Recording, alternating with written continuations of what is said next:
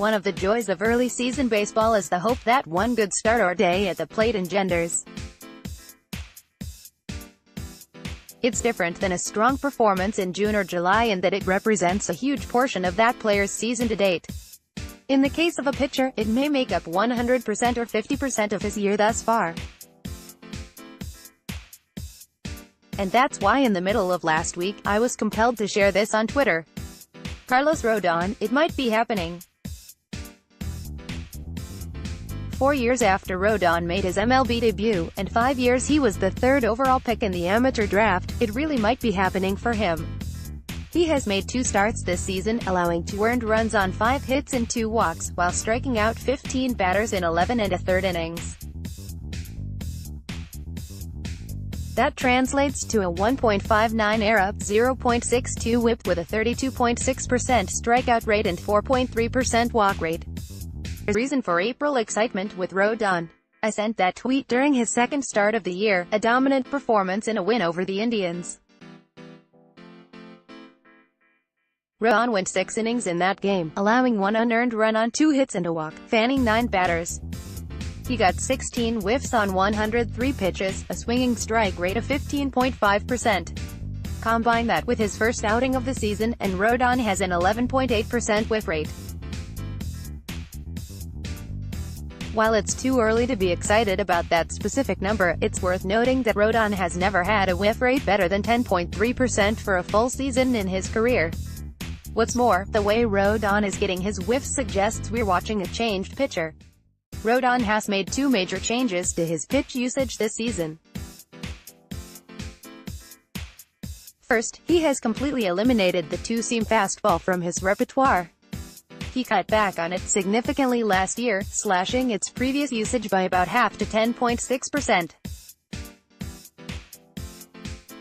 Heading into this season, about 22% of the pitches Rodon threw in his career were 2-seamers.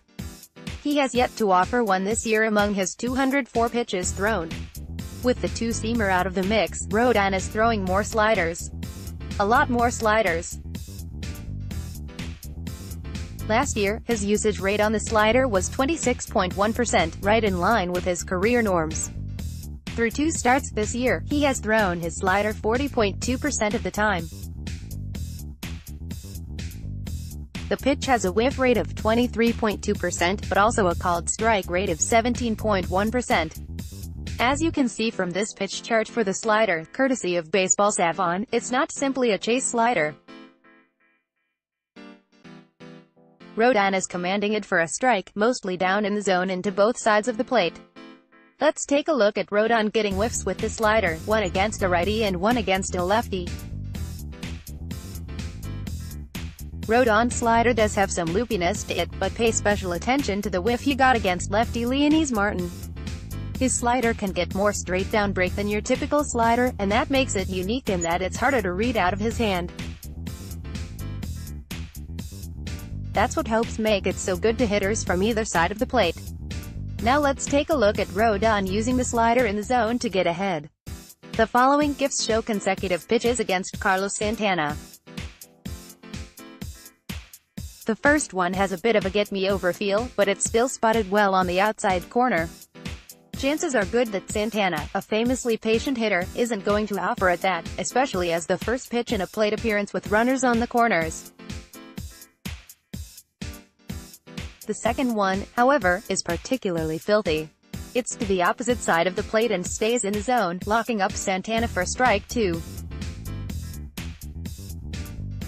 Commanding the slider in the zone to both sides of the plate could be the key to unlocking Rodon's vast potential. Too often in the past, he leaned on the slider as a chase pitch, and didn't have enough to get hitters out when they laid off. If he's forcing them to swing at sliders in the zone, he can get them to chase it out of the zone more often, while also making his 91 to 93 miles per hour 4-seamer appear faster than it is. It really might be happening. And now, on to the rest of the table setter for the week of April 8th. Corey Kluber. Indians. Kluber opposed Rodon in his great outing against the Indians and didn't fare nearly as well, allowing 4 earned runs on 8 hits and 3 walks in 3 1/3 innings. What's been most troubling for Kluber this season is the lack of strikeouts and diminished velocity. The former Cy Young winner has 9 strikeouts in 10 and a third innings, and his average four-seamer is down to 91.9 miles per hour. He was excellent last year, but his strikeout rate fell to 26.4%, a dip of 8 percentage points from the previous season. Through his first 2 starts this year, his strikeout rate is 18.8%. Miles Mikolas, Cardinals' Mikolas has struggled thus far this season, allowing 8 runs on 12 hits and 10 innings. He was one of last year's brightest surprises, finding success by owning the strike zone and limiting hard contact. Both of those traits have eluded him this season. He's already allowed 4 homers and walked 3 batters. The latter may not seem like a huge deal, but he didn't issue his 3rd walk until his 7th start last season. Mikolas' stuff doesn't leave him much room for error, and that has shown up in both of his starts this year. Max Fried, Braves Fried shut down the Cubs in his first start of 2019, taking a perfect game into the 6th inning and allowing just 1 hit, a single by Mark Zagunis. Kevin Gausman returned from the DL on Friday, and Mike Foltynewicz likely isn't far behind, and that means Fried will likely be back in the bullpen sooner rather than later. Still, the 25-year-old likely isn't done making starts for Atlanta this season, and he could certainly force Brian Snitker's hand with a couple more strong outings. Joey Lucchesi, Padres. Lucchesi is off to an excellent start this year, allowing 7 hits and 0 runs with 13 strikeouts in 10 and a third innings. He remains a sinker curveball specialist, but he has started mixing in a four-seamer to the tune of an 8.3% usage rate this year. Last year, he threw it less than 1% of the time. That's something to monitor over his next few starts. Luis Castillo, Reds. Carlos Rodon isn't the only pitcher who looks like he may have turned a corner early on this season. Castillo has been great, allowing 2 runs on 3 hits with 17 strikeouts in 12 2/3 innings. 7 walks are a bit of an issue, but that ace stuff has been on display in both of his outings this year. His fastballs are still sitting in the mid-90s, and he has shown an improved changeup, which has a whiff rate of 37.3% thus far. In raw numbers, Castillo has thrown the change 59 times, second most among all the pitches in his repertoire, and induced 22 empty swings. That pitch could elevate him this season. Christian Walker, 1B. Diamondbacks. Walker will get a long look at first base with Jock Lamb on the IL because of a calf strain. He's 7 for 26 with 3 homers and 2 doubles on the season, and is typically hitting 5th in Arizona's order. Walker hit .309, .382, .597 with 32 homers, 34 doubles and 114 RBI with Reno in 2017, earning a cup of coffee with the big league club in September. He was just as good last year, slashing .299, .354, .568 with 18 homers, 25 doubles and 71 RBI in just 84 games, while logging 53 plate appearances with the Diamondbacks.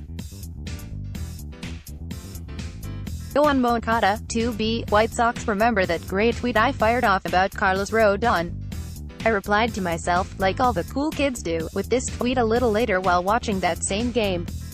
Yoan Moncada, it's definitely happening. Moncada is off to a blazing start, going 11 for 29, with 2 homers, 4 doubles and 10 RBI in 32 plate appearances. What's more, he has fanned just 6 times in his 32 trips to the plate. That's huge for a guy who struck out a league-leading 217 times last year. The former top prospect is showing why he was worthy of being the centerpiece of the deal that sent Chris Sale to the Red Sox. Austin Barnes, C2B. Dodgers. Barnes has been a big part of the Dodgers' homer barrage to start the season, leaving the yard 2 times in 21 plate appearances. It's a shame that he can't break into the lineup at second base because he'll probably be limited to 4 starts per week behind the dish, but that's still plenty of opportunity to make him a worthy starter in fantasy leagues. Jose Ramirez, 2B. 3B. Indians. Ramirez left Cleveland's game on Thursday after fouling a ball off his left foot, but it didn't cost him any meaningful time. He did take a rest on Friday, but pinch hit in that game, drawing a walk and swiping a base. Ramirez was back in his starting lineup on Saturday, going 2 for 5 with a pair of steals. The fact that he has run so much in the immediate aftermath of his foot injury is a great sign that it isn't an issue. Dansby Swanson, SS, Braves. It seems easy to forget that Swanson is just 25 years old because he made his debut in 2016, has played 2 full years in the majors and has fallen well short of expectations to this point of his career.